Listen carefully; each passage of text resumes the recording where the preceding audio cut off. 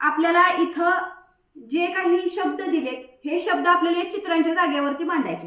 ठीक आहे. आता समजा हा शब्द कळतो का तुम्हाला? काय आहे हा शब्द? कळतं. काय आहे? प्लेइंग. प्लेइंग. बघा बरं चित्र, प्लेइंग असणारं चित्र कोणतं आहे बघा. Very good. कुठलं आहे हे चित्र? द बॉयज आर टिंब टिंब क्रिकेट. क्रिकेट. मग आपण हे मांडूया. काय होणार? The boys are playing cricket. Very good. बघा समजा आपण हे चित्र बघितलं. या चित्रावरनं हा जो शब्द आहे तो आपल्याला शोधता आलेला आहे. असे सगळे शब्द आपल्याला शोधायचे आहेत. बघा पुढचं. हा काय शब्द? कुठला आहे? ड्रिंकिंग. आहे का रे? अर्थ इथं कुठे?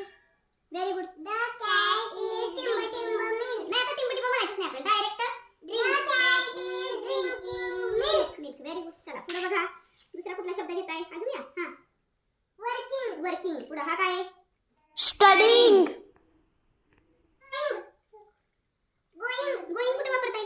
गोइंग म्हणजे जाणे. Very good. The student are going to the school. Very good. Going हा इथं वापरता येईल शब्द आपल्याला. येईल का? चला हा काय आहे? इटिंग. इटिंग कुठे वापरता येईल शब्द? बघा इटिंग म्हणजे खाणे. बघा. Very good. इटिंग. पुढे बघा. हे काय?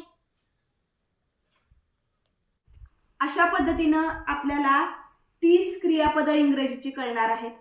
वाक्याचं वाचन होणार आहे आणि आपले शब्द आणि चित्र पाहून आपल्याला त्याच्या काय लावता येणार आहेत? जोड्या लावता येणार आहेत. अतिशय उपयुक्त असं शैक्षणिक साहित्य. हे जे कार्ड आहेत ते आपण लिहायचे आहेत. चित्र बघायचं आणि त्याच्यावरती शब्द ठेवायचा.